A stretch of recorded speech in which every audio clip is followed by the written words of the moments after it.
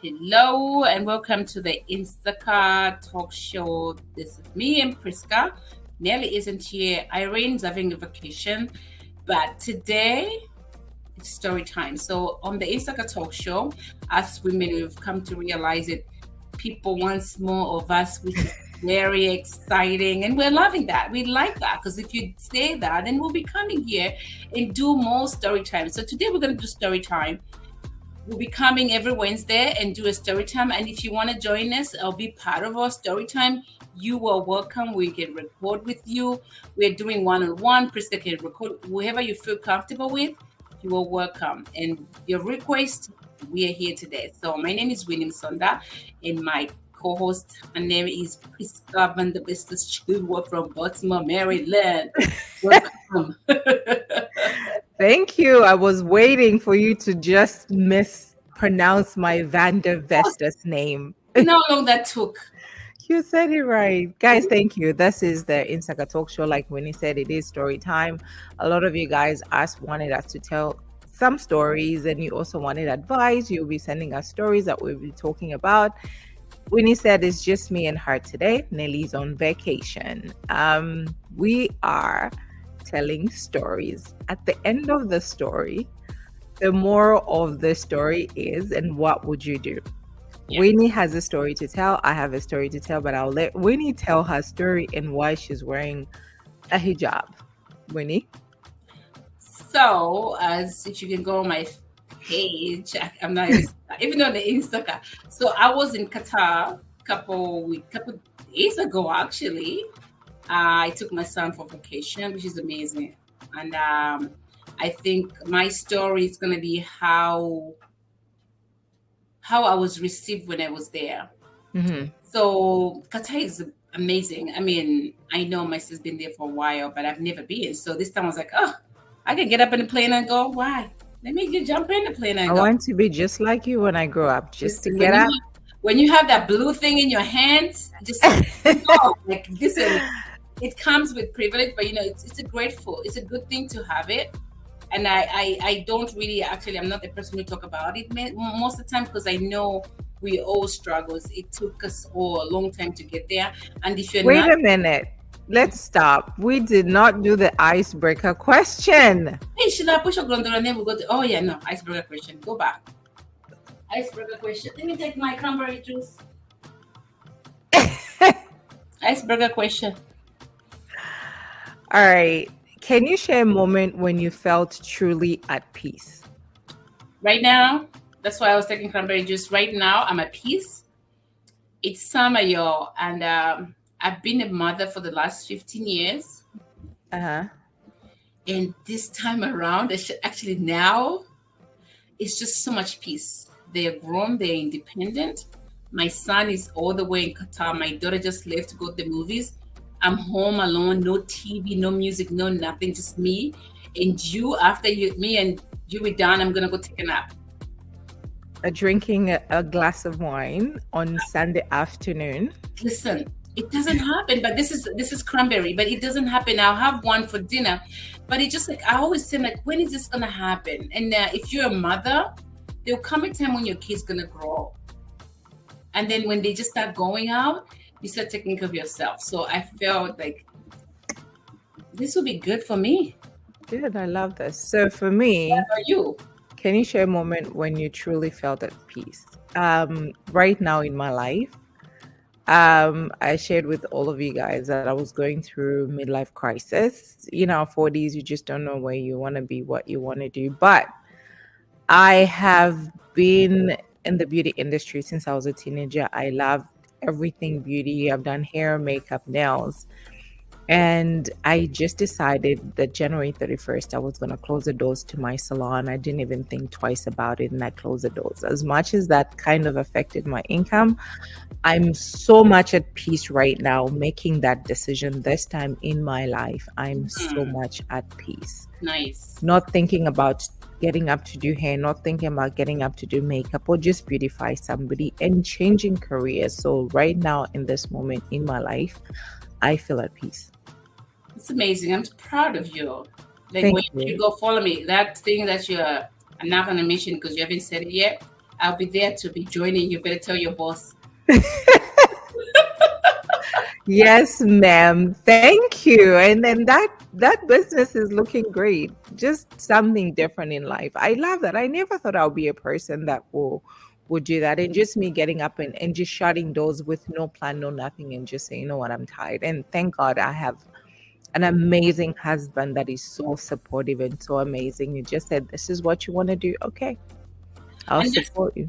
And that's amazing about it. Like, when you have your support system, you got to have somebody who's for you, your person, and they understand what you need. And if you need change, like, I love the fact that your husband is like, okay, my wife, she's a flower. Tomorrow she'll be blossom. Tomorrow she'll not. And we go Girl, with it. this man, I am so grateful and thankful. You know how people talk about you marry your father? Yeah, it's true. Yes, my dad was just as calm as my husband is, very supportive as he is, and a lot of things that I've done and achieved in my life, my husband has a lot to do with it. Prisca, we need to go back to the story because I'm sweating. Story time. Okay, let's go back to story time. This thing is scared. All right, she's wearing. Go ahead, ma'am. We are in 40s. It's about menopause. So it's like, what are you doing, Winnie? All right. So this past week, I just came from Qatar, and then when I was there, what I observed is, like, you see, I'm wearing long sleeve, right, short sleeve dress. You can wear anything you want, but it's just gonna make you uncomfortable because everybody's covered up. So as a woman. It's like in Zambia, when people come to your home, we give them chitenge.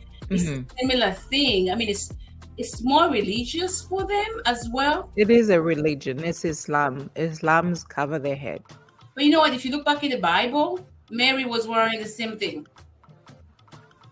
Well, I don't know much about that. I can't speak on it. But please do not. So I'm just saying, you go back to cranberry juice. That part, right? Guys, right? Go back to Moses and Mary. They used to wear the similar long. I think it's in the desert thing. I think they wear that because it's hot. And then those things are very light. I don't know the reason. But for me, when I was wearing my short sleeve the first day when I was there, I was like, people are looking at you, not because they like you. They're just like surprised. They know you're a tourist. Yeah. So the second day, I was like, you know what? I'm going to wear this. And we went to the store. We got the whole hijab and the whole thing. And I wore it. And one thing I noticed, like, people would say, Salam alaikum. They will greet you like that. They will respect you. Like, you just like blend in. And you just like, you are also enjoying the moment because nobody's paying attention to you. Everybody's the same. And then what I noticed there with the women, they wear good makeup. They are for makeup. Like, I asked one lady at the beauty salon when she was doing my makeup, I'm like, so how do men know that you're beautiful? It's like, you know what? For us women, you have to have good makeup. So we really moisturize our face, our body, and then we do a lot of good makeup every day before you get out, and you smell good. Because there's no way a man gonna see who you are because we are always covered up. And then married women, they wear the black veil. So most of the women that you see with the black veil, they're married. And then the one this is open, they're either their husband doesn't care, but most of religious women, they wear a black veil. You can only see their eyes. And then other women who are single or just mothers, they just like open. And then the black one, there's different dark black. It's like a really deep black. It's like a widow's. You will not even see it. You just see the eyes. Like they cover up to here. How do you know who's who? They know. That's why I asked little questions. I'm gonna put up a video on our page, Insaka Story, Instagram, so you can see what she was explaining to me. I was like, I didn't even know all that. She's like, yeah. So then, do they wear that in the house as well? They wear in the house with the family. Only their children they can take off. But if they have a visitor, they always have to cover up. Only her husband's supposed to see her, not anyone else.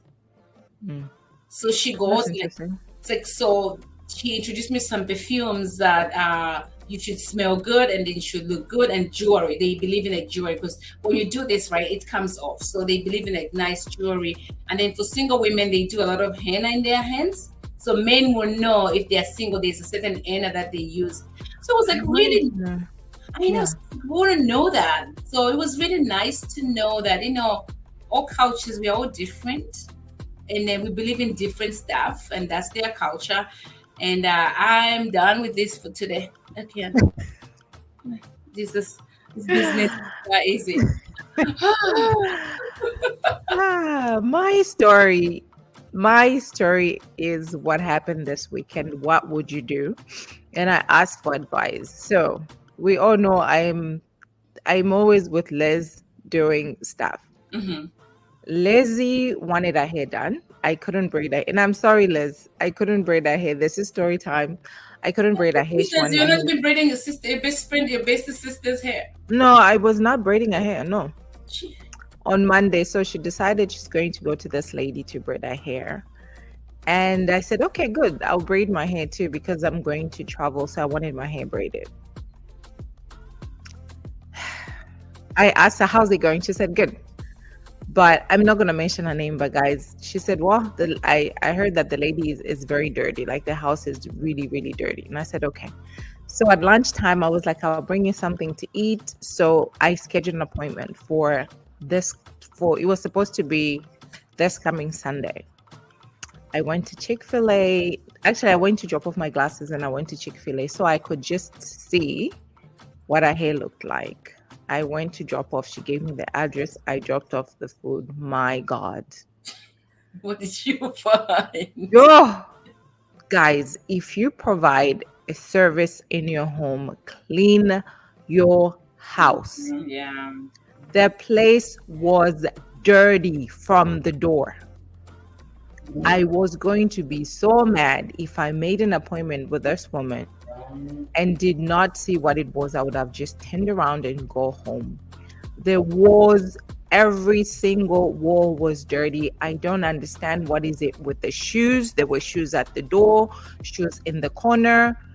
And it's when you open the door, you see right straight through the bedroom. She's got kids. I think the older one is about 17. The boy is like maybe 13 or 14. There's no reason why you could smell piss. Our friend's kid went there to do the hair, according to Liz, to do the hair. And when she left the house, she Lysoled herself before she could get in the house. There were cockroaches in the house. Oh. I could not eat. I went with my Chick-fil-A. I couldn't eat. I told Liz I cannot stay. The hair was a mess, but this is what I was going to do. I was going to call her and say, Miss Ma'am, I'm going to cancel my appointment because the house is filthy. It's dirty. You cannot do that if you provide a service at home and people come in your home to do hair. In that process, I was having a conversation with a very, very respectable member of our community in the DMV area, and he knows about her. So I was like, wait, let me ask you this: is it okay if I have a conversation with this woman? It's just too much. I was very traumatized. It will not sit well with me if I don't say anything to her. And he was like, no, you don't have to say anything. I'm sure people have told her. I went to her house like 7-8 years ago and it was the same situation. It was dirty. Is it a bad thing if I tell her? I think people are different, and people don't know that it's very important when your house is clean, your mind is clean. I tell my daughter that get up in the house, clean, make your bed, and all that. Maybe she knows, but she doesn't understand. She doesn't see it, and she's so immune to it. It's at the point where it's filth.